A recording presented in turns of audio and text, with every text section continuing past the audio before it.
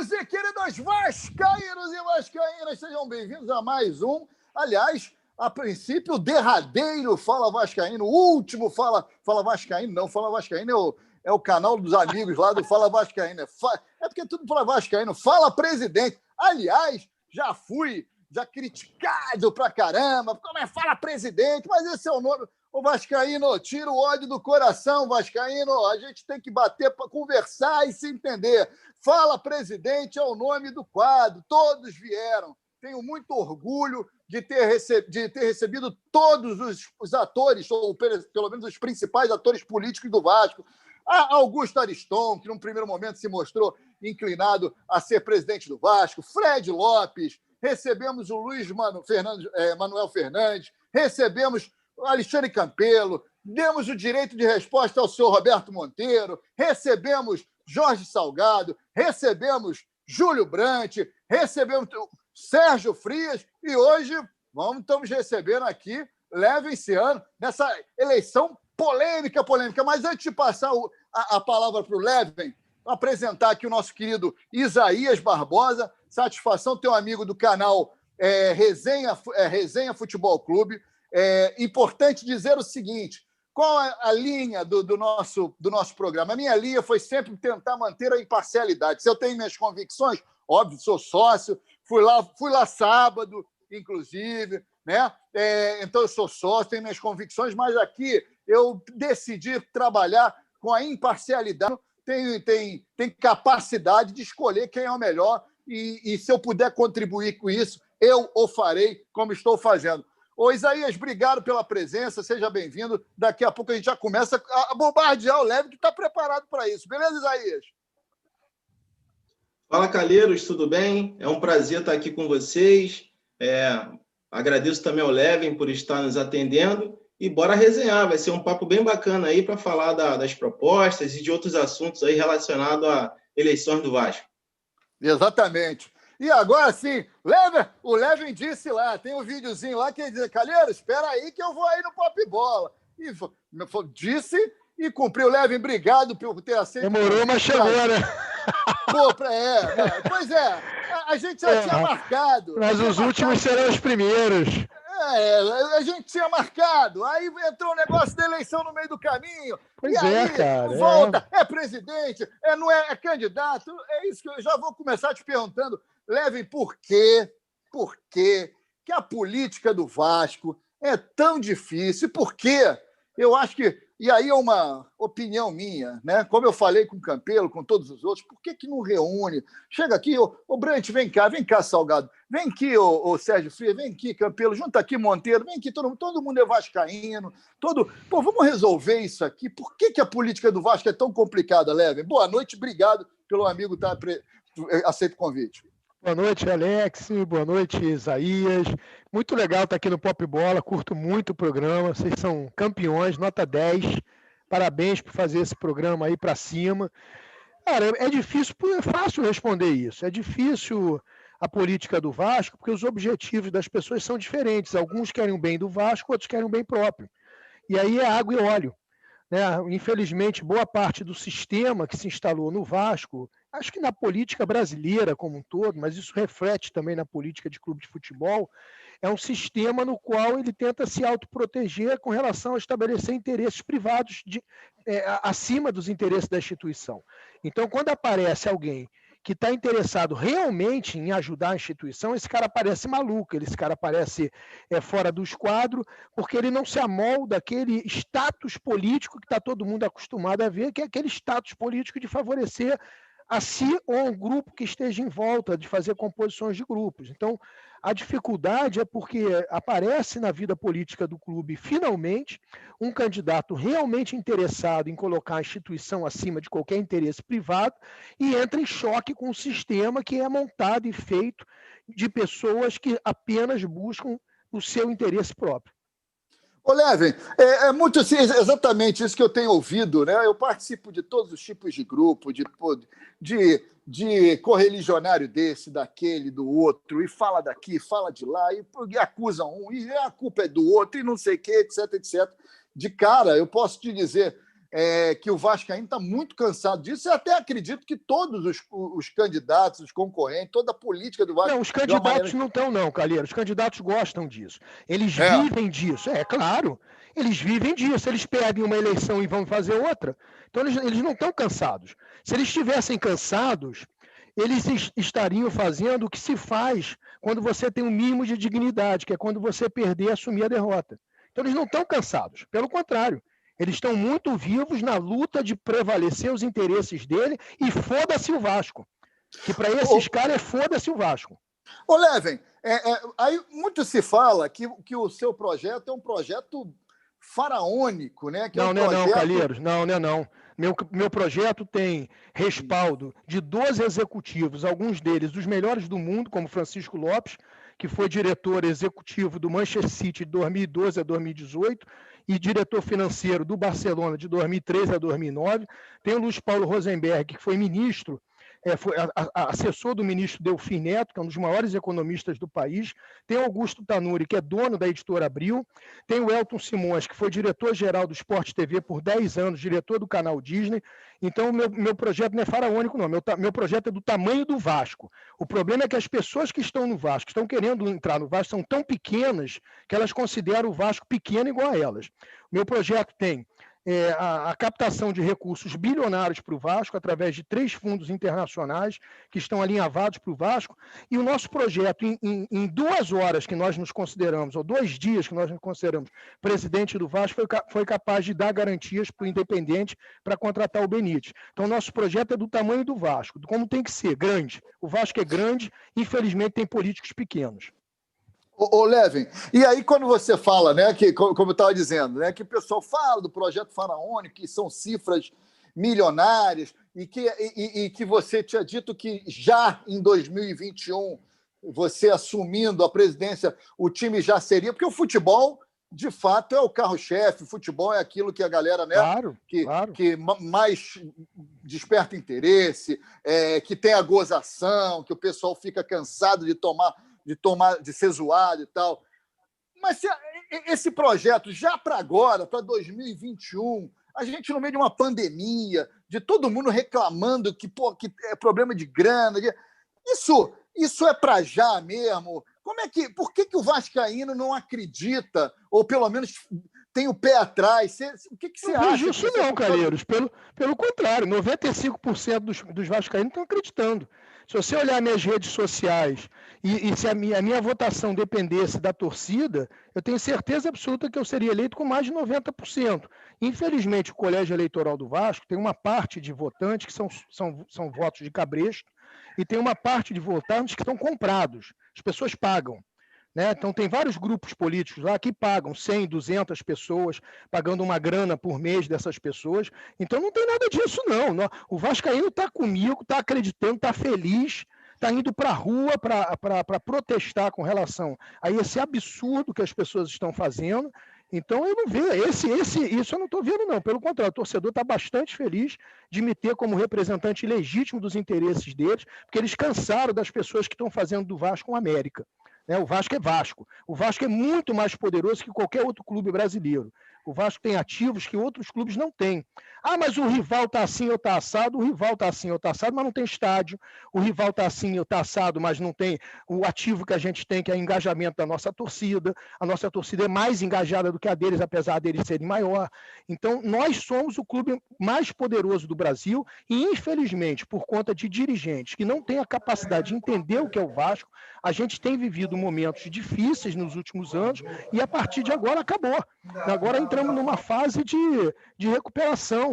Né? Esse negócio de pandemia é uma contingência, uma circunstância, mas que está fazendo, inclusive, vários bancos centrais do mundo todo trabalhar com juros negativos, o que torna mais barato o dinheiro em moeda estrangeira, porque o cara que está lá investindo em países que tem fundo, que tem juro negativo, ele está com o fundo dele negativando.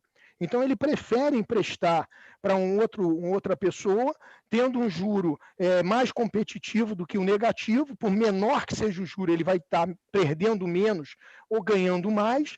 Então, existe dinheiro no mundo. O que falta é projeto. Dinheiro tem disponível para investimento, não tem projeto. As pessoas aqui no Brasil os políticos brasileiros, incluindo os políticos de clube de futebol, eles acham que eles vão conseguir resolver os problemas dos clubes com palavras. E só que para você resolver, você tem que ter projeto. E as pessoas não têm projeto. Você vê que nós passamos aí uma candidatura, né?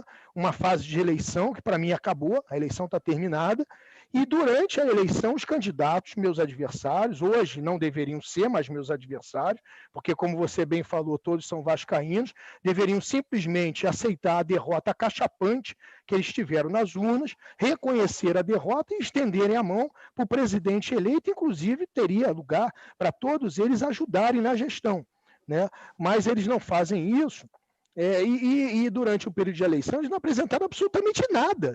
O que foi que eles apresentaram? Qual foi o executivo que o Jorge Salgado, o Júlio Brandt e o Alexandre Campelo apresentaram, que seriam remunerados e fariam parte da gestão do clube? Nenhum. Qual foi o recurso novo ou possibilidade de recurso que eles apresentaram? Nenhum. Qual foi o projeto que eles apresentaram? Nenhum. E aí, de repente, vem um candidato que apresenta projeto, que apresenta plano de negócios, que apresenta modelagem financeira, que apresenta capacidade de estruturação de garantia através de terceiros parceiros, que fala com o mercado inteiro, no mundo inteiro, e consegue, sem muita dificuldade, para você ver como o Vasco é poderoso, consegue, sem muita dificuldade, trazer novas alternativas para o Vasco, e que não foram conseguidas porque as pessoas não se esforçam. Na vida, absolutamente nada vem sem esforço. Você precisa trabalhar, você precisa suar a camisa, você precisa correr atrás, você precisa aprender com erro, você precisa aprender a ouvir um não, você precisa ser insistente. E esses caras, eles querem fazer política dentro sentado na cadeira deles, na mesa de trabalho deles, sem sair do lugar, com as pessoas simplesmente desconstruindo a imagem das outras. Isso não funciona, obviamente. Então aparece alguém que tem essa disposição e dispara em termos de apresentação de um Vasco diferente, que efetivamente mostrou que é o Vasco que a maioria do vascaíno quer. Ô, Levin, você agora tocou num ponto, já vou dar o espaço para o Isaías também fazer uma pergunta, que eu tenho certeza que ele tem. Me diz uma coisa, Levin, você estava lá no conforto do seu escritório, da sua casa, tranquilo, com a sua belíssima Ferrari, diga-se de passagem, que eu assisti lá na TV Max, tranquilo e calmo, numa boa, tomando seus drinks, né? Comendo do bom e do melhor, graças a Deus, que Deus permaneça assim, que eu tenho muito desejo que seja assim. Por que você entrou nessa loucura que é a política do Vasco e nessa brigaiada e deitou lá? Claro, não sei se é a sua esposa que estava lá no conforto do colo dela, mas naquela arquibancada dura. Por que, Levin, que você resolveu ser presidente do Vasco? Porque eu fui uma criança, um jovem pobre, um adolescente pobre.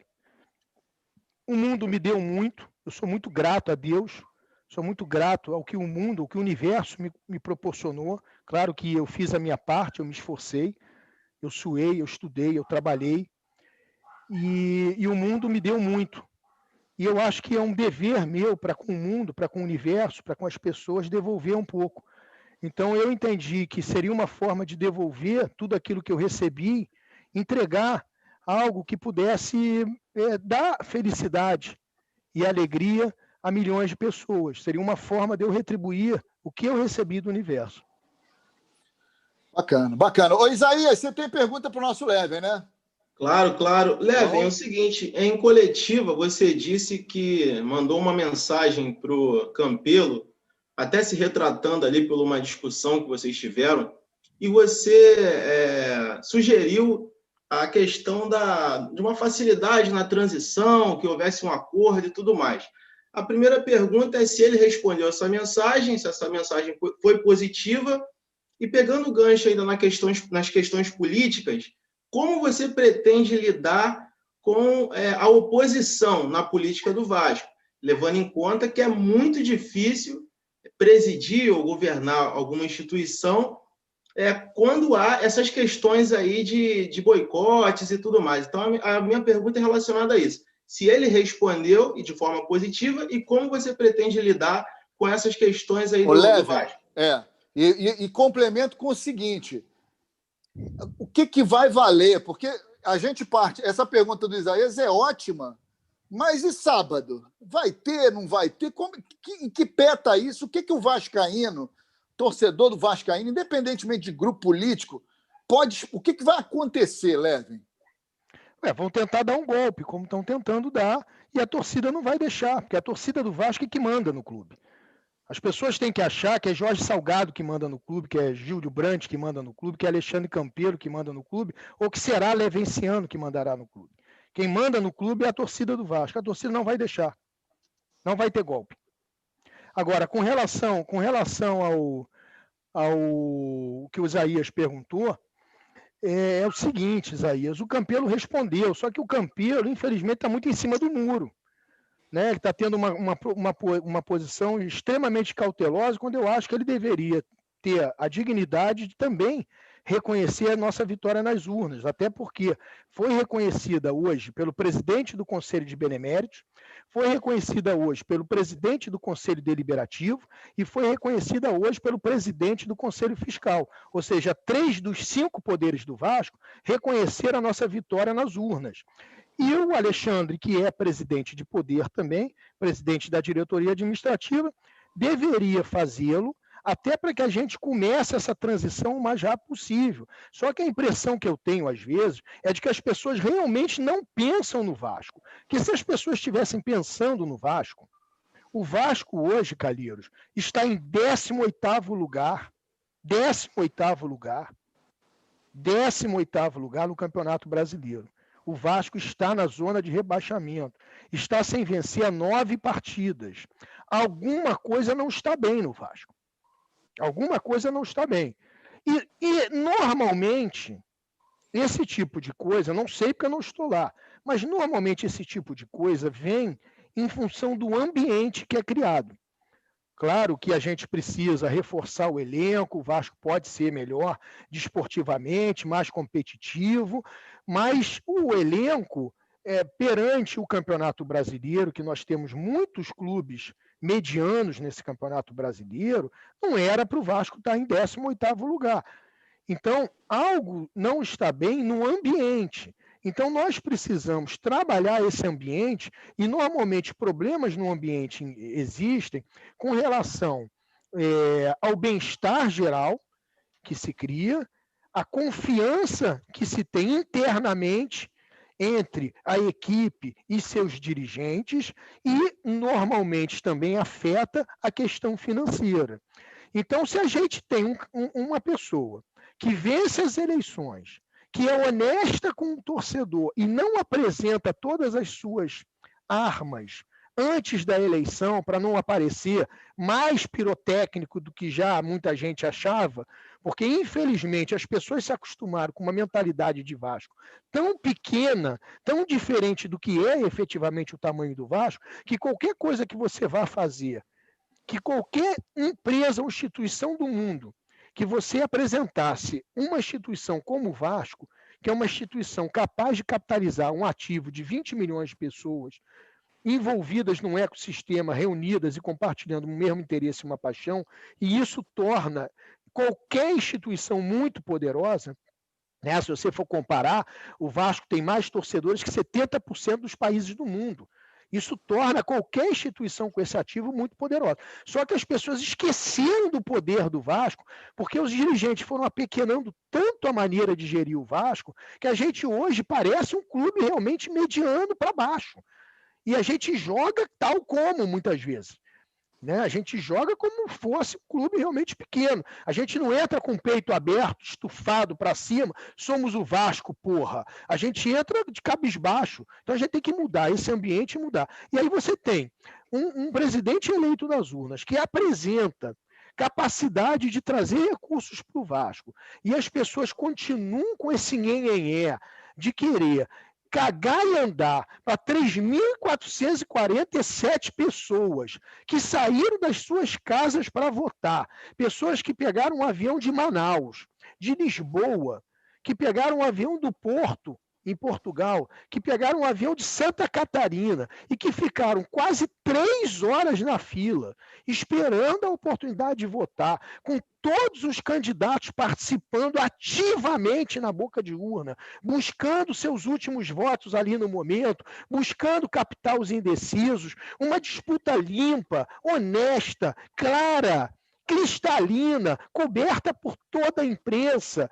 E, de repente, os caras não sabem perder, porque aqui, ó, se eles estivessem na frente, eles iam fazer isso. Eu queria ver se o seu Júlio Brandt, o seu Jorge Salgado, o seu Alexandre Campelo, estivessem liderando lá a boca de urna, se eles iam cagar no pau, iam melar a porra toda faltando 1 hora. Duvido que iam fazer isso. Então estão fazendo isso porque perderam e querem um segundo turno, querem uma revanche. Uma revanche, meu amigo, só em 2023. Essa aí já perderam, e perderam de goleada, surpreendidos de ver que as pesquisas de merda que eles faziam não representavam coisa nenhuma.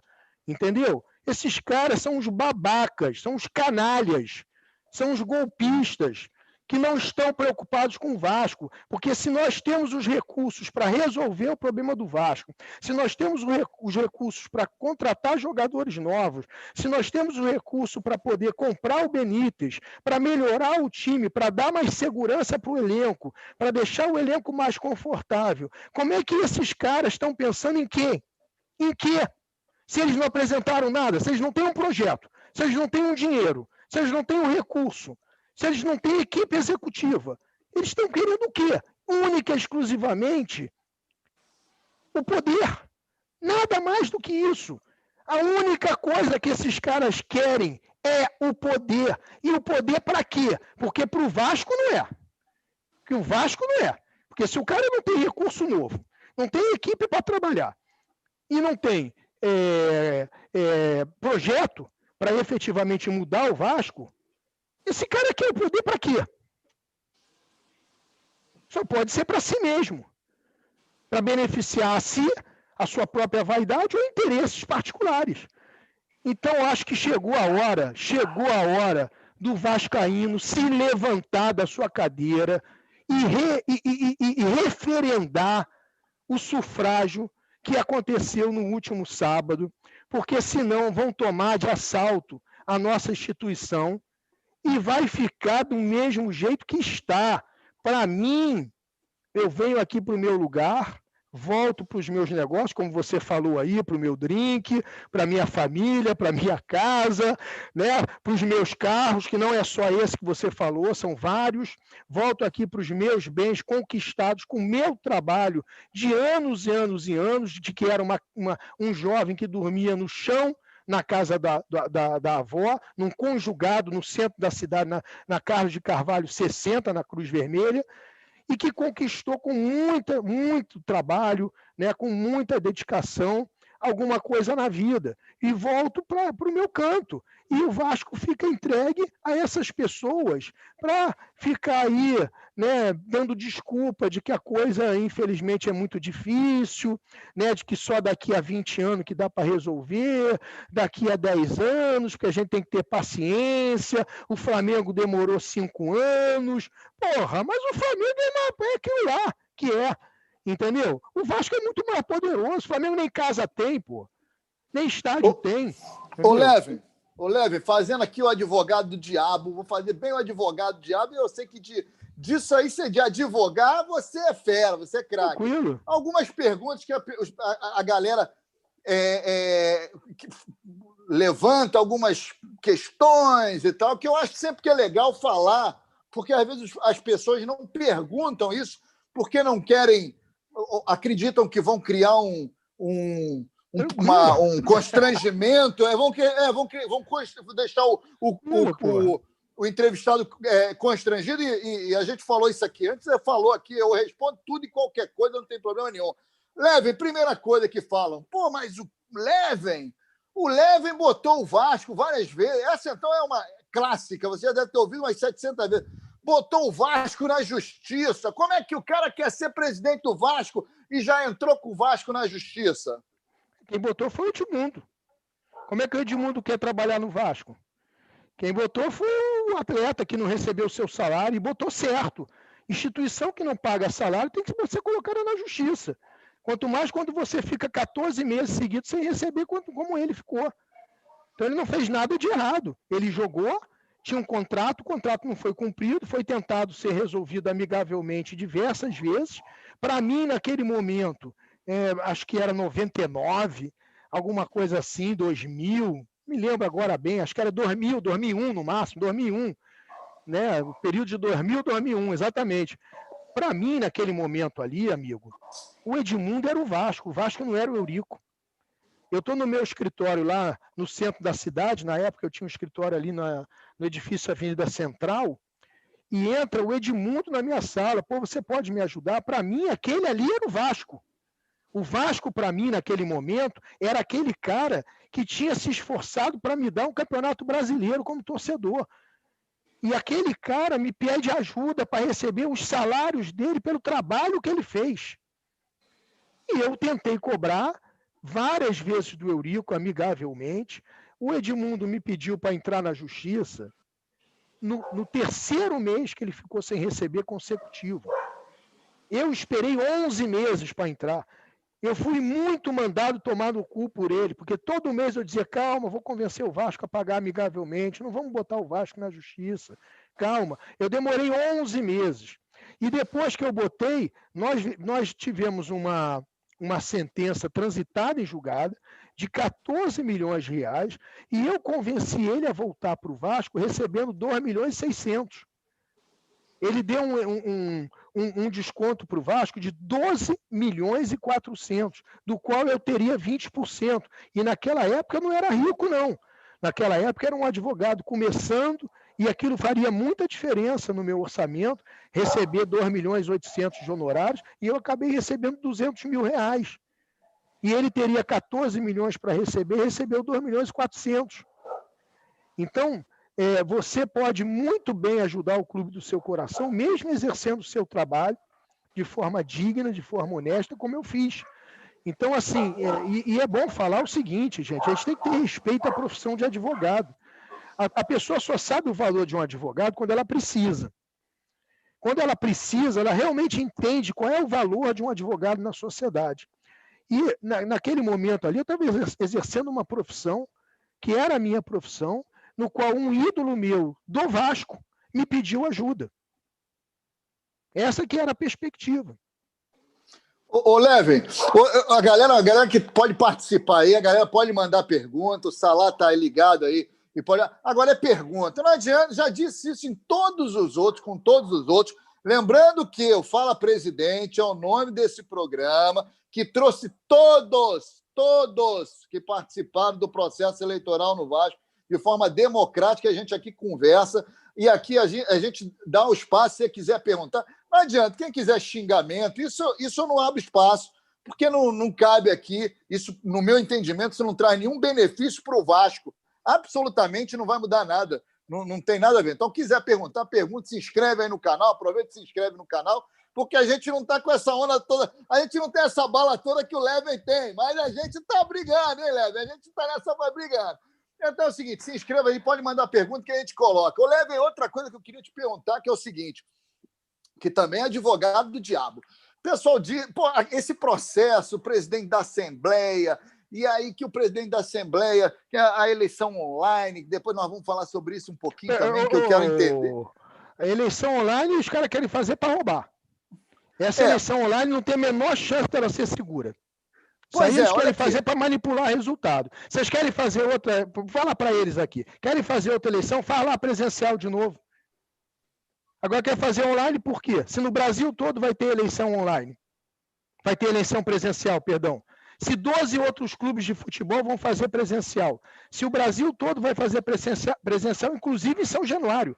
São Januário vai abrigar 13 sessões eleitorais. Quer fazer online com uma empresa que é sempre Vasco, pagou 53 mil reais, que não é nem o Vasco que pagou, que o Vasco está brigando na justiça com essa empresa, que tem conflito de interesses. Ah, pelo amor de Deus, gente. Ah, não. Ah, faz online aí os dois aí. Faz os dois que estão disputando o poder online e vê quem vai roubar mais voto de quem. Ô, Levin, peraí, Isaías, rapidinho, porque ele já respondeu uma pergunta que eu ia fazer lá na frente, mais ou menos, Mas eu não quero. Não é isso. O advogado diabo é o seguinte: tinha aqui, estava marcado, ia ser no dia 14 e tal. Não. Ia ser no dia 7. Sempre foi no dia 7, desde o dia 5 de setembro. Quem mudou a normalidade do processo eleitoral foi o Mussa, porque quer fazer online para favorecer os seus 3 filhos e um neto que estão na chapa da Sempre Vasco. Quem mudou a normalidade foi ele. Aliás, ele nem podia ser presidente da Assembleia Geral, porque só no Vasco que acontece uma coisa dessa.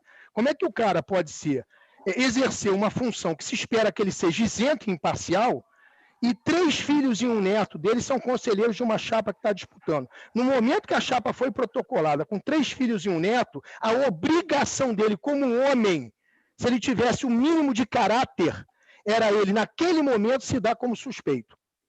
Naquele exato momento, ele tinha que se dar como suspeito e passar a bola para o vice-presidente da Assembleia Geral. Esse é o papel de qualquer pessoa de caráter digna, que se espera o mínimo. Se você está num processo no qual se exige a tua isenção e a tua imparcialidade, e você tem, de repente, num processo onde você tem que ser o magistrado do processo eleitoral, você tem que ser o juiz imparcial do processo eleitoral, e aí tem 5 chapas que apresentam nomes. Uma dessas 5 chapas apresenta como nomes 3 filhos teus e um neto, meu amigo, está na hora de você sair, para você preservar o processo eleitoral.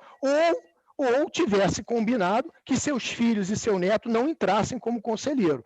Então, quem mudou a normalidade do processo, que estava marcado para o dia 7 de novembro, desde o dia 5 de setembro, foi ele. E mudou para o dia 14, única e exclusivamente, porque sabia que São Januário estaria cedido para o TRE e seria uma desculpa para não fazer presencial em São Januário.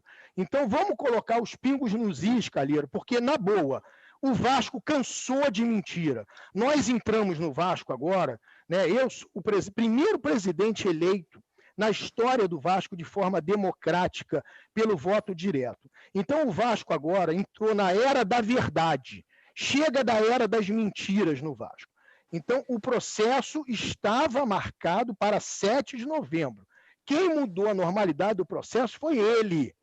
Ele, única e exclusivamente para colocar numa data onde São Januário estaria cedido para o TRE, muito embora as eleições sejam no dia 15, a obrigatoriedade que o TRE pede dos equipamentos que são cedidos é de 2 dias de antecedência. Então, São Januário estará cedido ao TRE 13, 14 e 15. Então, ele já sabendo disso, marca numa data para a eleição ser da maneira que ele quer, com a empresa que ele quer, no formato que ele quer, para poder manipular as eleições. É isso que está se colocando, usando uma empresa que, atestadamente, de acordo com parecer da COP da UFRJ, parecer da PUC, parecer do Eduardo Neri, um grande vascaíno de Brasília, grande conhecedor de informática, essa empresa não tem como garantir segurança contra sistema imune a fraudes. Essa empresa é vulnerável, o sistema dela é vulnerável, é fácil de ser penetrado, é fácil de ser violado. Essa empresa não dá segurança aos vascaínos, essa empresa poderá expor os dados de todos os vascaínos, poderá expor o nome do pai, da mãe, CPF, número de matrícula, de todos os vascaínos. Isso é muito grave, porque isso pode violar a Lei Geral de Proteção de Dados. Então, aonde que nós podemos ter uma lisura num processo feito desta maneira, com uma empresa no qual é paga por uma pessoa física e não é paga pelo Vasco, que o Vasco discorda expressamente da condução por essa empresa, depois de ter sido 3.447 vascaínos irem a São Januário votar. Porra, pelo amor de Deus, não dá, gente, não dá. É só somar 2 mais 2 e ver se dá 4. As pessoas estão somando 2 mais 2 e está dando 5. Ô, Leve, mas e a liminar? E a tal da liminar que chegou na sexta-feira, que o pessoal também... mas, pô, na sexta-feira, aquilo já estava tudo preparado. Preparado? Eles acham que eu tenho o tráfico de influência que eles têm? Eu não tenho ninguém, eu não tenho sobrinho de ministro do STJ ajudando a minha chapa, eu não tenho desembargador do Tribunal de Justiça ajudando minha chapa, que fica aí fazendo tweet de ação política, envergonhando a magistratura do Estado do Rio de Janeiro, eu não tenho juízes ajudando a minha chapa. Como é que estava tudo preparado? Eu tinha 1.562 votos, coloquei 1.155, eu também perdi.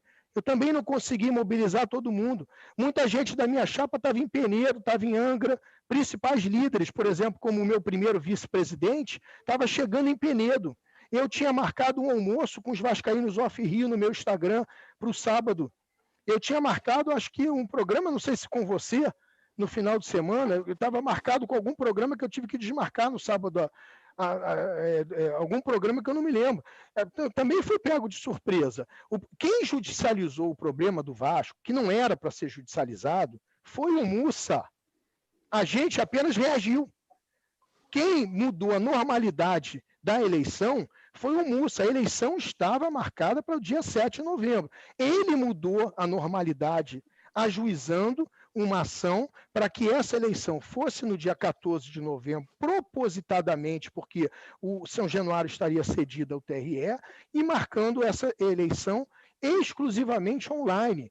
Inclusive, na semana anterior ao sábado da eleição, eu fui muito gentil, porque o Campelo teve uma ótima iniciativa de reunir todo mundo.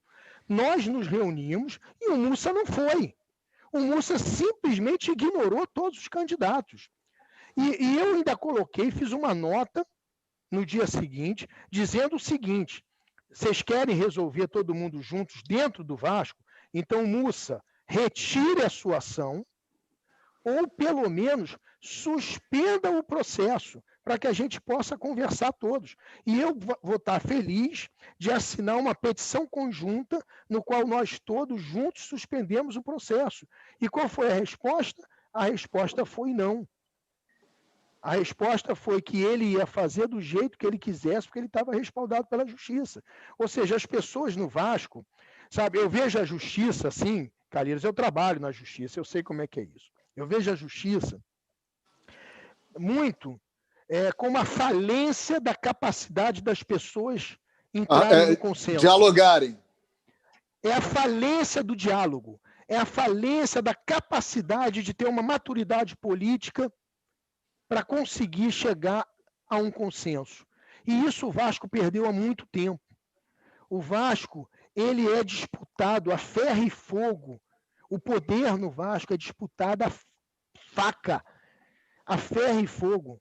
E cada um usa as armas que tem. Como a Sempre Vasco tem esse apoio político de parte do Judiciário Fluminense, ela usa isso para poder impor aos outros a sua vontade, o que é imaturo, irreal e desconstrutivo. Não soma para que a gente tenha uma política mais saudável no Vasco.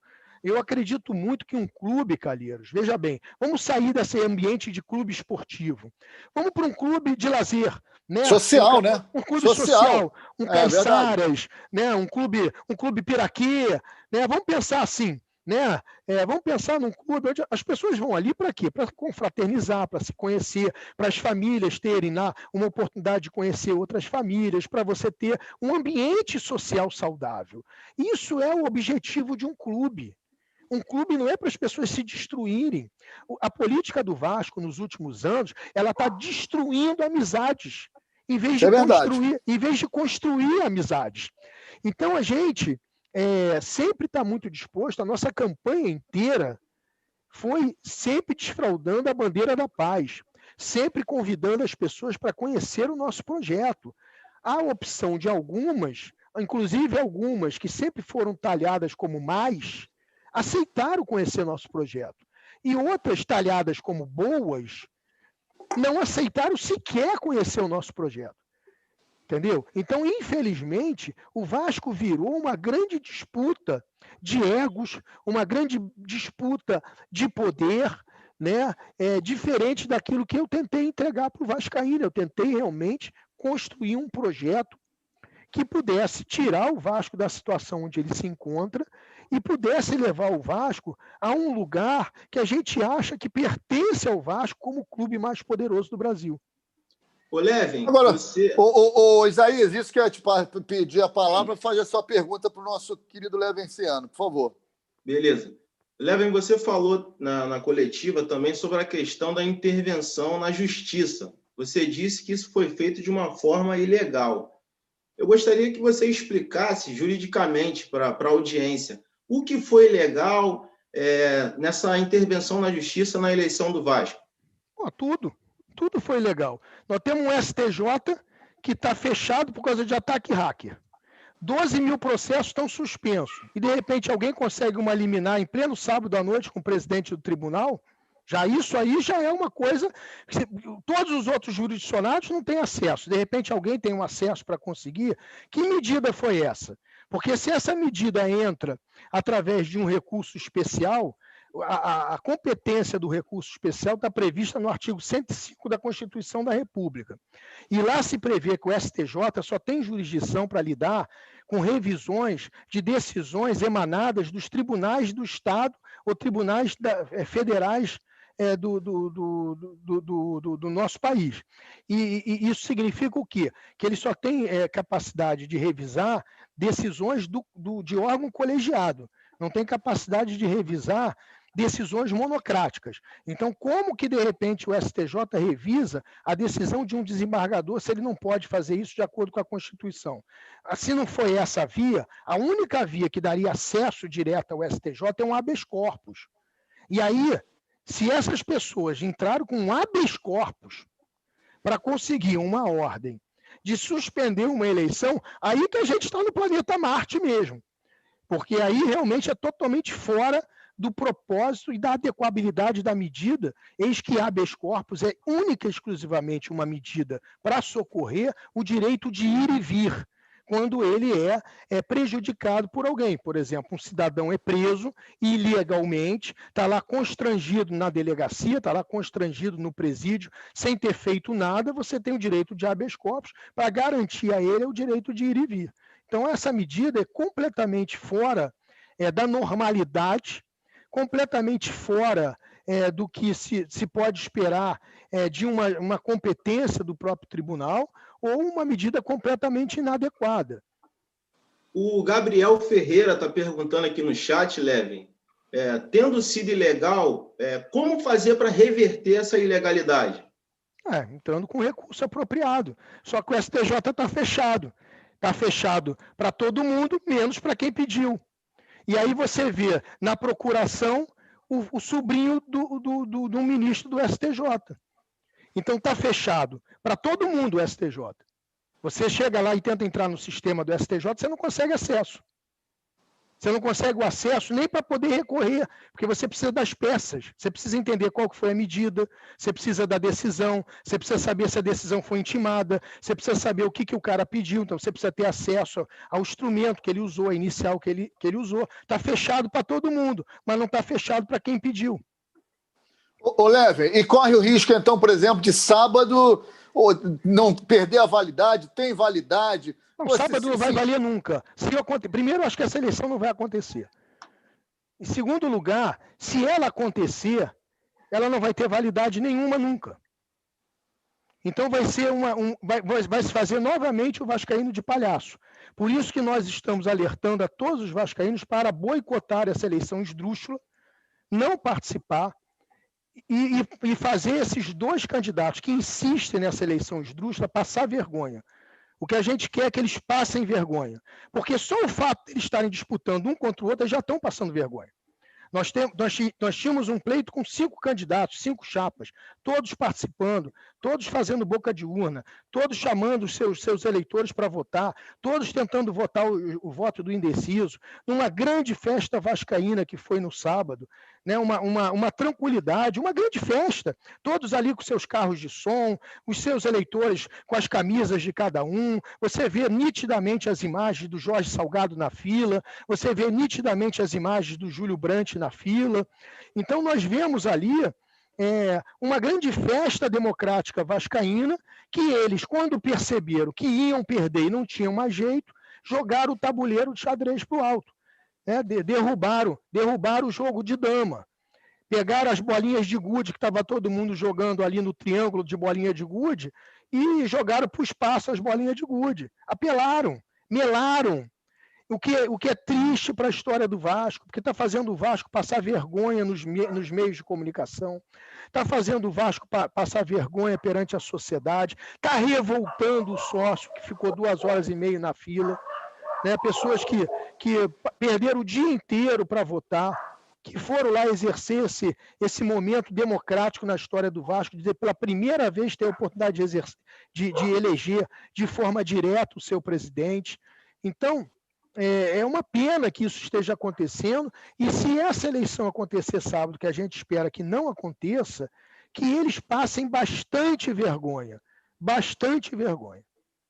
Ô, Leven, falando agora um pouco de futebol, voltando para o futebol, continua aqui no advogado do diabo, o tal do Yaya Touré te deu uma pernada. Te deu uma pernada, pode ser assim? Você se arrepende de ter de repente, anunciado o Yaya Touré, falado da contratação do Yaya Touré? Isso foi um negócio legal, por exemplo, o Campelo era o presidente ainda, você explicou que parece que tinha um contrato que era seu, assumindo tudo isso. Como é que você avalia essa situação? Se você faria diferente? Olha, eu faria diferente sim, mas o Figo foi também contratado pelo Real Madrid, né, pelo presidente, sem ele estar lá ainda. Isso aí não é uma novidade no futebol, né? E jogador de futebol, infelizmente, alguns têm caráter, outros não. Então, eu acho que a gente conseguiu mostrar a nossa força, porque nós conseguimos competir. A contratação de um jogador extremamente conhecido no mundo todo, com uma instituição centenária como o Botafogo. Então, a gente mostrou que a gente tem os contatos, que a gente tem os acessos, que a gente tem a capacidade de contratar. O cara deu para trás, pelos motivos que ele apresentou, motivos particulares, entendeu? Acredito eu que ele tenha usado um pouquinho isso para tentar ganhar um pouquinho melhor de cada lado, usou a gente para tentar melhorar a situação dele com o Botafogo, usou o Botafogo para tentar melhorar um pouco a situação com a gente, e no final das contas não resolveu nenhuma coisa nem outra, e deixou todo mundo, não só eu como o Botafogo, mal na história. Então sim, acho que aquilo era uma oportunidade, porque era um jogador sem contrato, então você podia anunciar, tinha ali um interesse de colocar ele para ser um grande embaixador da luta contra o racismo, né, por ser um jogador dedicado a essa causa. Então tinha um grande projeto dele ali no entorno, nas comunidades no entorno de São Januário. Então era muito mais um projeto não só de esportividade, competitividade, mas um projeto também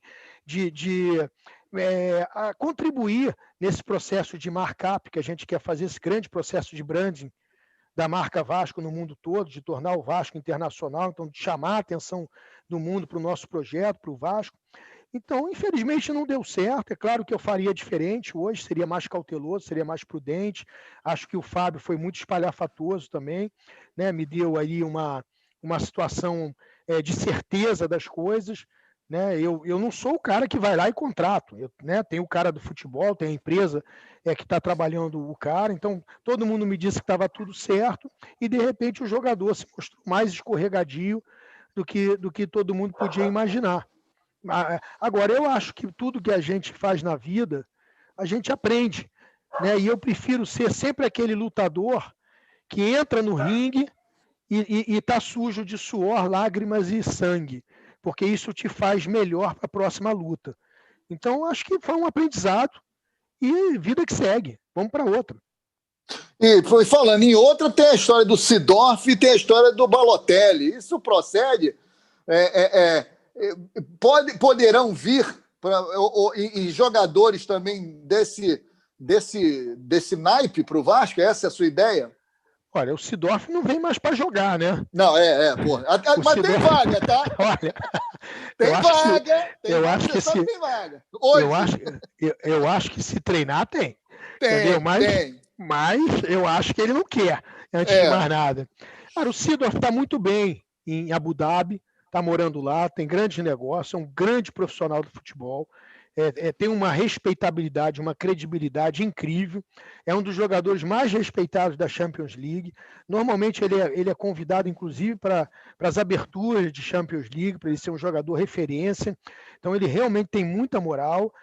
Já tive algumas reuniões com ele, aprendi muito com ele, vários aspectos de organização do futebol de um clube, e ele poderá vir a ser um consultor. Eu não acredito que ele poderá vir para ser o nosso diretor de futebol, como foi dito, em função dos negócios que ele tem em Abu Dhabi, a dificuldade que certamente ele vai ter de vir morar no Brasil novamente. Então, ele pode ser útil numa consultoria técnica, a gente ficaria feliz, estamos conversando com ele, né, se ele pode, de alguma maneira, fazer algum tipo de coordenação técnica, alguma consultoria técnica da organização do departamento de futebol, ele é bem-vindo para isso. O Balotelli está doido para vir, está esperando.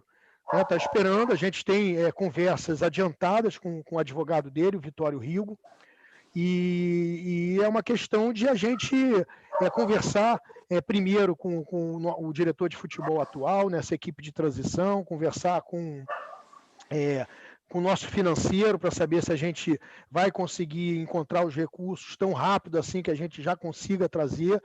E é uma questão de conversar também com o treinador, porque a gente não quer trazer nenhum nome. O Benítez é diferente, que a gente confirmou hoje, porque o Benítez já está no clube. Mas um jogador novo, eu acredito que a gente precise antes conversar com a equipe de scout, de análise, com o treinador que está lá, com o diretor de futebol que está lá, que a referência é a melhor possível dele. Você gosta do Sapinto, Levin? Eu acho que gostar ou não gostar não é a pergunta. Eu acho que a gente tem que respeitar o profissional que acabou de ser contratado. Né? O Vasco não pode ser essa casa de loucos, que um treinador é contratado, sei lá, 3 semanas atrás e um novo presidente vai, meu amigo, tchau, volta para Portugal. A gente tem que ter respeito às pessoas, respeito ao ser humano que está ali, respeito ao treinador, ao profissional que mudou de país para estar aqui ajudando a gente. Então a gente tem que conversar, tem que ver como ele está, se ele está feliz, se ele quer continuar, né? Se como é que está, o que ele acha dos nomes que a gente tem para vir, e tentar integrar e fazer com que o elenco comece a nos dar resultado, porque ultimamente não está dando.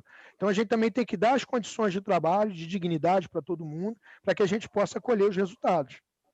E Levin, batendo o martelo, rapidamente, Isaías, batendo o martelo, tudo chegando a um denominador comum, e você sendo, de fato, o eleito pela votação, pelo tudo. Não, eleito eu já fui, né? Preciso ser reconhecido, né? Reconhecido, exatamente. A palavra é reconhecido, tudo bacana, tal, não sei o que, legal. Você, primeiro dia em São Januário, lá como presidente, lá naquele camarote. Qual vai ser a sua primeira atitude, Levin? Você já pensou nisso? O que você vai fazer logo de cara? Para onde você vai olhar? Esporte olímpico, o basquete, que, porra, o basquete sempre foi um esporte que a gente sempre teve sempre competiu muito bem no basquete.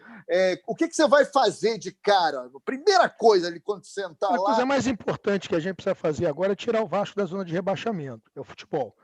Então a gente vai trazer a nossa equipe executiva para começar a estruturar as garantias necessárias para que a gente traga parte dos recursos que a gente tem. A gente abriu linhas de crédito bilionárias para o Vasco, mas a gente não precisa daquele dinheiro todo. Aquilo ali é uma questão... Eu, como oficial de marinha que fui, eu tenho um lema que eu aprendi na marinha, que é o seguinte: quem tem 2 tem 1, e quem tem 1 não tem nenhum. Então... Na televisão também é assim. Televisão também é isso. Isso é assim. Isso aí Então, amigo Calheiros, o que eu fiz? Eu não fiquei satisfeito somente com uma opção financeira. As opções financeiras que eu tenho não são para serem somadas, como o pessoal falou, tem 5 bilhões. Né? Não, é uma ou outra. Cada uma tem um modelo de contrapartida, cada uma tem um número máximo que a gente pode alcançar, mas nós não precisamos desses números.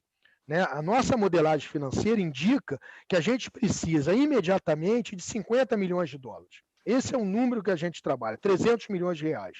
Com isso, a gente tem capacidade de reestruturar nossas dívidas, gerar fluxo de caixa positivo, que é o grande problema do Vasco. O grande problema do Vasco hoje é que ele não tem capital de giro. Com esse capital de giro, a gente aumenta a folha de futebol para caber dentro desse capital de giro e ter um time de futebol forte e investir nos negócios futuros que darão receitas futuras para a gente poder encaixar o pagamento da amortização da dívida. Então, esse que é o nosso plano financeiro. Então, o que a gente tem que fazer? Em primeiro lugar, a gente tem que chamar a nossa equipe de trabalho para já começar a trabalhar imediatamente nessa estruturação para a captação desses recursos, que vão levar aí pelo menos 1 mês até 2 meses para que a gente consiga efetivá-los. Então, quanto mais cedo a gente começar, melhor.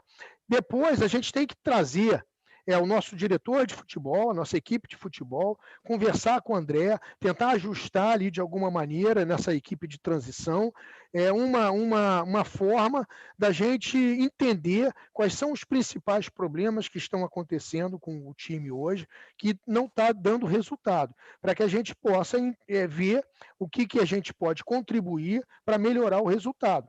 Seja com o próprio elenco por hora, seja trazendo reforços, se esse for o entendimento da equipe que estiver lá, porque a gente tem que lembrar que eu não estou indo para ser presidente nesse momento, eu estou indo como um colaborador para contribuir com o presidente atual, para que ele tenha um final de mandato mais tranquilo, para que ele termine o mandato dele entregando um clube numa situação melhor no Campeonato Brasileiro. Aliás, Leve, ele na coletiva que o Campelo deu, ele falou sobre a questão do Benítez, inclusive, e que as pessoas disseram que ele já tinha travado a contratação do Benítez e tal, e me pareceu, na verdade, que ele não queria sair com a ideia de que tinha metido os pés pelas mãos e colocado o Vasco no buraco maior. Ou não? Mas semana passada era importante, né? Ou seja, quando ele é candidato, é a coisa mais importante do mundo. Aí ele é candidato, vai para a eleição, perde, já não é tão importante. É isso que eu te falo. O Vasco não está sendo colocado acima dos interesses pessoais das pessoas, do interesse pessoal dos agentes políticos. O Vasco tem que ser colocado acima de tudo. O Benítez era uma contratação importante para o candidato Campelo, porque isso aí faria ele capitanear mais votos politicamente. Acabou a eleição, aí agora tem que conversar com o futuro presidente. Isso emputeceu o pessoal do Benítez, o Independente, perdeu a confiança no Vasco, perdeu a credibilidade, e eu consegui resgatar isso, porque hoje eu me reuni com os representantes do Benítez, chamei o meu diretor de futebol aqui, chamei o meu diretor financeiro aqui, mostramos e acertamos quais são as garantias para a contratação do Benítez e está tudo firmado. Até já foi noticiado aí. O Benítez está garantido para o ano que vem, acaso nós sejamos efetivamente o presidente e estejamos nessa equipe de transição já a partir do mais rápido possível. Isaías, tem pergunta? Pode mandar aí para o nosso querido Levin. Beleza, Levin, você está falando aí questão de patrimônio do clube, né, de valores, né, que o clube tem, e a categoria de base é algo muito interessante aí para capitanear recursos para o clube. Nós temos visto nos últimos anos os nossos jogadores sendo vendidos, desculpa o termo popular, a preço de banana, né? E o recurso que vem nem chega a ser utilizado para investimento. Na verdade, ele fica penhorado por dívidas. Como você pretende lidar com essa questão para que os nossos jogadores, as promessas, primeiro atuem, né, pelo Vasco, tragam títulos para o Vasco, como era no passado, e quando eles precisarem ser vendidos, eles serem vendidos de uma forma que traga realmente um lucro para a instituição? Isaías, essa tua pergunta é perfeita, né? O problema que acontece é que o Vasco está sempre com a faca no pescoço. O Pires na mão, né? É o Pires na mão. Agora, a faca no pescoço ou o Pires na mão pode ser uma situação construída. Essa que é o lance. A faca no pescoço ou o Pires na mão interessa a muita gente, porque você consegue vender abaixo de mercado e isso pode ser interessante para muita gente. Então, a gente precisa moralizar o clube através desse ajuste financeiro que a gente quer fazer, né? Então, com essa equipe executiva que a gente conseguiu credibilizar a possibilidade de trazer recursos para o Vasco, né? Através do plano de negócio que a gente fez e mostrou para os investidores, e eles entenderam que esse Vasco que a gente está projetando para o futuro tem capacidade de pagamento desses recursos. Porque o Vasco, do jeito que ele é hoje, é isso que muita gente não entende. Como que você vai trazer, cara? Porque o plano de negócio que a gente tem não é para esse Vasco mais ou menos. O plano de negócio que a gente tem é para um Vasco modelado em outro patamar. É um Vasco modelado com outros tipos de recursos. Mas há garantias, o Levin, mas há garantias. Claro que há. O Vasco não tem, mas meus parceiros têm. Porque quando eu te pergunto isso, porque isso foi uma coisa que na entrevista que a gente fez com o Campelo, ele disse que a cota de televisão que sempre, mas o cara só olha para dentro. O cara só olha para dentro. O cara não consegue olhar para fora. Você consegue garantia quando você tem ou quando teu parceiro tem. Nós temos parceiros. Tanto é que os empresários do Benítez aqui estiveram no meu escritório hoje, eu trouxe o diretor de futebol, trouxe o diretor financeiro, e eles estão saindo daqui, pode entrevistar ele. Eles estão tranquilos de que o Independente vai ser pago. Porque nós temos as garantias, a nossa equipe tem, os nossos parceiros têm, os novos parceiros do Vasco, que nós estamos trazendo, têm. Enquanto as pessoas ficam lá vivendo esse mundo de horrores, esse trem fantasma que fizeram o Vasco ser, enquanto os três patetas, que é o Salgado, o Júlio e o Mussa, estão aí bagunçando a história democrática do Vasco, nós estamos trabalhando para fazer um Vasco gigante.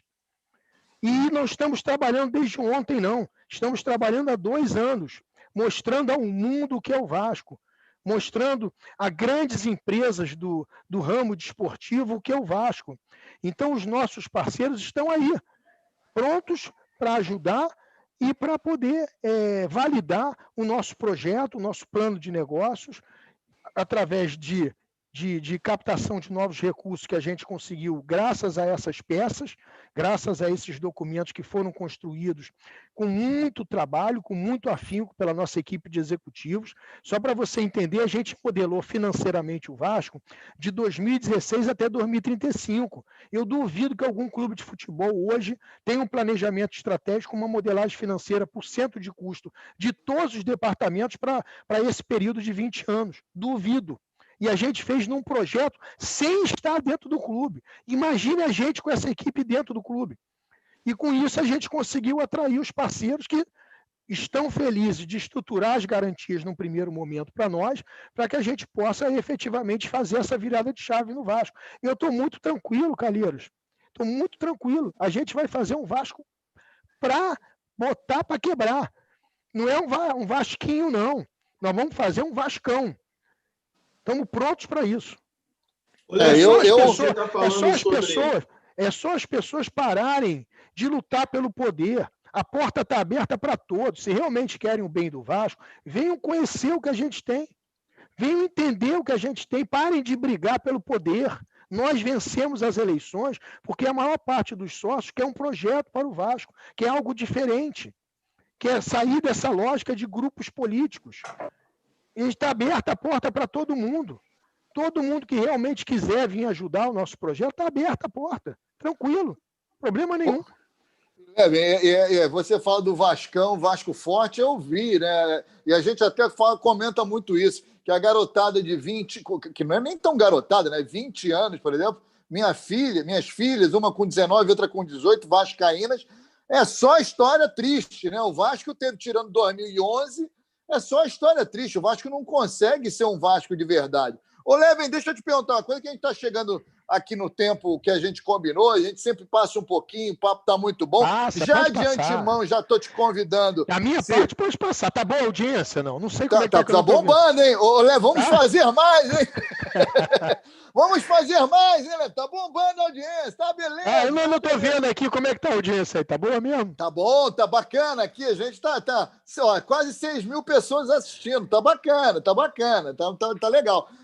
Então, assim, mas como a gente entregou o tempo muito parecido para todo mundo, passa um pouquinho e tal, a gente gosta de fazer dessa forma. Mas a eleição acabou, tá? A eleição acabou, você está falando com o presidente eleito. Você está dizendo isso, eu não estou aqui duvidando. Quem disse foram 1.155 sócios do Vasco que votaram. Eu estive lá, inclusive, para votar também. Os outros não chegaram nem a 1.000. Eu fui lá votar, cheguei para votar, não podia votar. Tem ata da Assembleia Geral, reconhecimento do Conselho Deliberativo, do Conselho Fiscal, né, do Conselho de Beneméritos. Você está falando, eu não estou mais em eleição. A eleição, a não ser que você queira começar o processo eleitoral de 2023. Não, eu não quero nada. Me tira dessa, Leve. Me tira dessa que minha praia é outra. Eu não quero nada. Eu só quero o Vasco. O meu negócio é o Vasco. Então fala para os caras desistirem. Porque está ficando feio para o Vasco. Se você gosta tanto do Vasco assim, diz para eles, vocês não têm projeto, vocês não têm uma equipe de trabalho, vocês não têm recursos novos, você não tem coisa nada para o Vasco, perderam a eleição, tomem vergonha na cara e ajudem o Vasco. Volta em 2023, se tem tanta... Faz o que eu fiz. Use esses 3 anos até 2023 para construir um projeto melhor que o Somamos para o Vasco e se candidata em 2023. E possivelmente, com os títulos que a gente vai conquistar até lá, vão perder de novo. Ô, Leve, outra coisa que eu ia te perguntar também, que já que a gente voltou a falar um pouquinho sobre essa questão da política, o pessoal pega muito no pé, né? Pega muito no pé por causa do Eurico. O Eurico, que eu já sempre falei isso aqui, eu acho que o Eurico cometeu muitos problemas, muitos erros e tal, mas teve uma participação importante também no Vasco, né? Fez muita coisa legal, fez outras não muito legais, etc. E o Euriquinho, que eu não tive ainda a oportunidade de conhecê-lo pessoalmente, não posso tecer nenhum tipo de comentário sobre ele, mas o Euriquinho apoia você. E aí, ou pelo menos declarou isso. E aí a galera pega meio no pé, que é o Eurico e tal. O que você pensa do Eurico, daquela história? Eu penso que a resposta foi dada. É só ver a atitude do Sérgio Frias, que, vamos dizer assim, é o sucessor do Eurico, e ver a atitude dos outros, qual foi mais digna. Você vê que coisa interessante. Olha como é que a gente termina essa eleição de 2020. O Casaca, que nem está me apoiando, mas o Casaca era pintado como um grupo do mal, um grupo que quer o mal do Vasco. Olha a atitude do líder do Casaca na eleição, ficando ali para ajudar a apuração dos votos, aceitando o resultado da sua derrota. E olha a atitude do seu Júlio Brandt e do seu Jorge Salgado, que eram ditos como os grandes bons do Vasco. Olha como o Júlio está rejeitado pela torcida. O Júlio, eu vi agora uma recente entrevista dele, ele tinha quase o dobro de dislike do que like com o Rica Perrone. Então, essa coisa do bom ou do ruim, o Calheiros, como a gente começou a conversar aí no início, isso depende muito da perspectiva e do diálogo de construção e desconstrução que são criados por narrativas. O Roberto Monteiro é o demônio do Vasco, a identidade Vasco não presta. Só que quando estava lá apoiando a Sempre Vasco era diferente. Para o Vitor Roma, o Jorge Salgado era um merda, agora é o melhor do mundo. Para o Fred Lopes, o Campelo era ladrão, agora é o melhor do mundo. Se está com você, é bom. Se está contra você, é ruim. O vascaíno cansou disso. O vascaíno cansou tanto disso que ele me elegeu. Ele elegeu um estreante na política do Vasco, sem grupo político nenhum. Grupo político nenhum. Eu não sou de grupo político nenhum. Eu fico feliz que eu tive o apoio de 10 grupos políticos diferentes. Fui o que tive mais apoio de grupos políticos, por incrível que pareça. E a maior parte da minha base e da minha chapa é formada por pessoas que não eram de grupo político, que é muito interessante também. A gente está levando para o Vasco uma chapa com 106 conselheiros que não eram, nunca foram conselheiros, que vão ser conselheiros pela primeira vez. A gente está levando na nossa chapa 18 negros, triplicando o número de negros no Conselho do Vasco, porque a gente acredita que essa representatividade é importante até para validar o nosso discurso de luta contra o racismo. Então, nós realmente estamos tentando oferecer ao vascaíno um Vasco com um formato e um desenho diferente. Agora, quando você vê esse papel de mal e de bom que fizeram aí para certos personagens políticos do clube, e você olha uma atitude de um Sérgio Frias, que teoricamente é o cara que escreveu o livro sobre a vida do Eurico, só para você saber. Né? É um escritor, é um historiador, um cara inteligente pra caramba, diga-se passado, mas assim, era taxado por ser do casaca, como do atraso, como um cara ruim pro Vasco, como alguém que tem que sair do Vasco. E olha a atitude que o cara teve na eleição. E olha a atitude do que os bonzinhos tiveram e estão tendo. Então, gente, eu acho que não é por aí.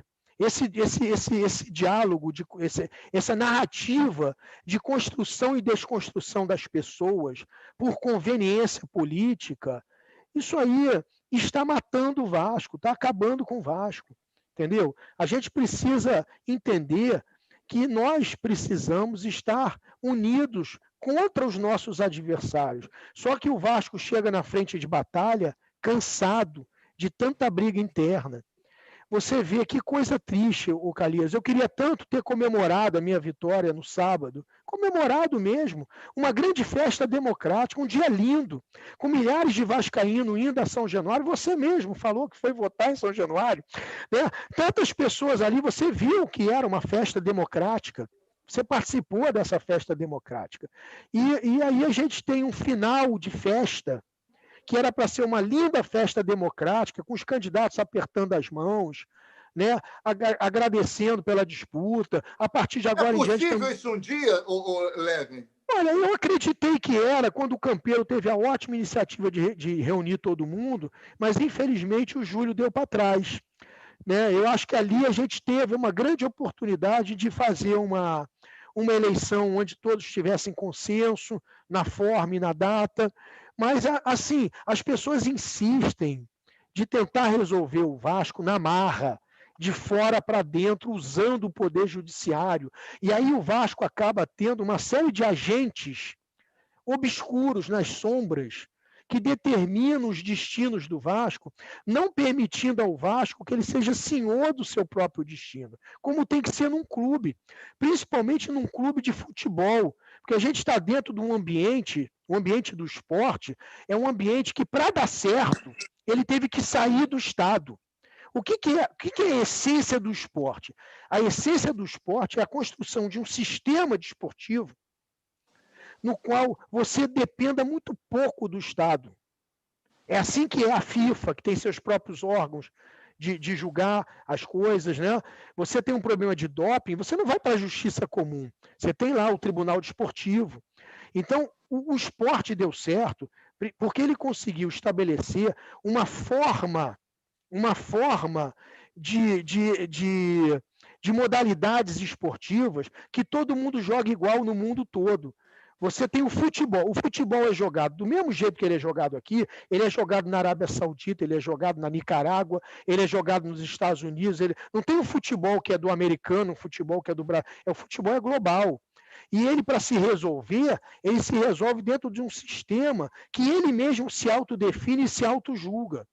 E nós estamos dentro desse ambiente, fugindo à essência desse ambiente, quando você vai para a justiça apelar o tempo todo, porque não tem maturidade política de resolver isso dentro do consenso criado dentro do próprio clube. Por quê? Porque você consegue encaixar na sua chapa determinados elementos de poder que não eram para estar aqui, que até poderiam estar, basta fazer como o Sérgio Moro.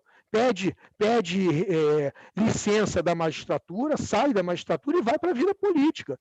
Como o Wilson Witzel fez, né, o cara vem para a vida política, se candidata, isso é legítimo. Mas o cara quer influenciar nos destinos de um clube de futebol, atuando em uma outra esfera, e isso prejudica o destino do clube. Isso atrapalha o clube. O Vasco hoje não consegue fazer uma reunião do seu conselho deliberativo. Nós, assim que assumirmos o clube efetivamente, nós vamos propor uma mudança do estatuto para que a gente possa resolver as nossas coisas através de um processo de mediação entre os próprios vascaínos. Vamos criar ali um sistema arbitral, um sistema de mediação, porque é assim que as instituições modernas funcionam no mundo. Elas não aguentam mais a intervenção do judiciário. O judiciário está atrapalhando o Vasco, em vez de deixar o Vasco ser senhor do seu próprio destino. Ô, Isaías, vou te dar a sua última pergunta, porque o tempo urge, né? Já de antemão, dá o seu serviço aí, o Resenha Futebol Clube, para a galera ir lá. A te agradecer também pela participação. Faça a sua última pergunta para o nosso querido Levin esse ano, que já está convidado, né? Porque a audiência bombou, hein, Levin? Vamos lá. Ó, e depois, eu vou te perguntar sobre a Vasco TV ainda, inclusive falar para um monte de vascaíno que está aí. Ó, se inscreva aí no canal do Pop Bola, que é importante. Se inscreva lá no meu canal também, o Calheiros Aqui é Vasco, que tem as narrações reais. A gente xinga o jogador nas narrações, verdadeiras narrações lá no canal do Calheiros. O presidente também? O presidente... Não, eu não me meto nessa, Levin. Eu não me meto nessa. Eu já disse o seguinte, eu apoio. Eu vou lá, voto no sapatinho. O meu envelope lá é escondidíssimo, ninguém sabe. E aí eu voto lá e o presidente que for escolhido, eu apoio, porque eu represento o Vasco. A minha maior paixão, o meu primeiro presente que eu dei para minha filha é o Vasco. E o primeiro presente que eu recebi do meu pai foi o Vasco. Então eu vou estar apoiando, seja lá quem for estiver na presidência do Vasco. Isso é um fato. Isso é um fato. Palmas para você. A gente tinha que ter os candidatos a presidente do Vasco com esse mesmo pensamento. Todos os vascaínos têm que ter esse pensamento, na minha opinião, na minha humilde opinião. Mas então, só dar o jabá. Então, sábado narrarei Vasco Esporte, lá pela Vasco TV, que eu sou o pé de coelho lá, o Vasco ganha sábado, pode ter certeza. Pergunte, Isaías, por favor. Então, vamos lá, até fazendo jabá, né, igual você falou aí, convidar o pessoal para se inscrever, primeiro no Pop Bola, é claro, esse programa que é um sucesso aí do rádio e agora do YouTube, se inscrever no canal do Calheiros, aqui é Vasco, tem muita coisa bacana, e se inscreverem também no Resenha FC, né? Convido a todos que se inscrevam lá no nosso canal. E ao Levin, a minha última pergunta é algo que eu acredito ser muito importante ao torcedor saber sobre a questão da reforma e ampliação de São Januário. Quais são seus projetos? Qual é o seu pensamento sobre isso, Levin? Nós vamos fazer, nós mostramos aí, né? Nós temos 2 projetos, inclusive. Vamos tentar combinar a construção civil da Cernic com o design da Pópulos, submeter ao Conselho de Beneméritos, depois submeter ao Conselho Deliberativo. Uma vez aprovado, vamos submeter aos torcedores para que eles possam dar opinião e a gente fazer isso da forma mais democrática possível. Uma vez fechado o projeto conceitual, vamos então para a fase operacional e fazer a modelagem financeira, né, o plano de negócio, o plano financeiro para a execução da obra, contando já com tudo aquilo que for necessário para a regularização das propriedades, dos terrenos, e aí vamos partir para um ano de regularização dessa parte, conversar com o poder público, que já me garantiu que vai ajudar na questão do entorno, e aí vamos para a obra. Vamos para a obra em 2022.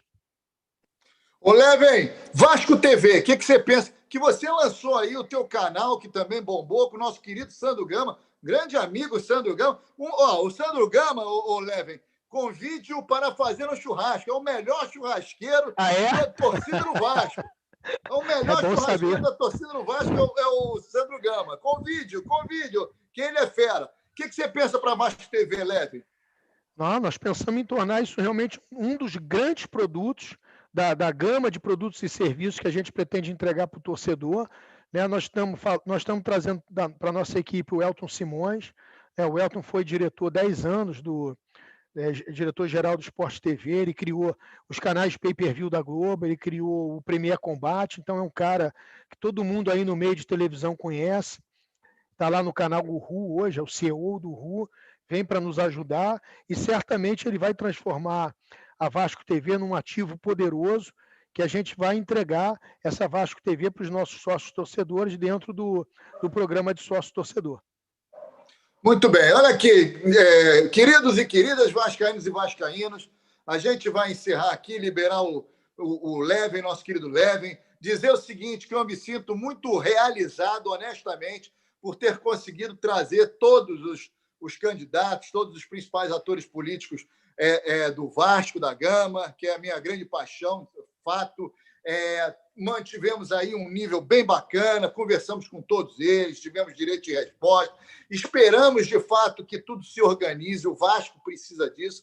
E, claro, agora, nesse último, que é o último Fala Presidente, Agradecer demais o Leve. Leve, obrigado. Você disse e veio. Eu estava meio assim, eu falei, pô, isso não é bom para um político. Prometer e não cumprir, mas o Leve até aí Pô, cara, veio, tu não cumpriu. sabe como é que tá a minha vida ultimamente, mas tudo bem. É importante dizer que já estava agendado até antes da questão da eleição, ele já viria, era uma questão mesmo de agenda, e a gente conseguiu adequar e trouxe.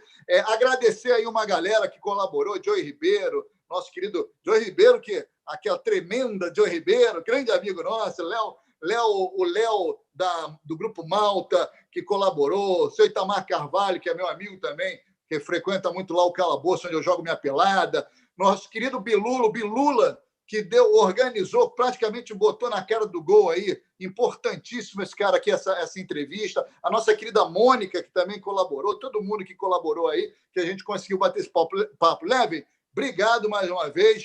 E se a coisa bater no martelo, você já disse que é o presidente.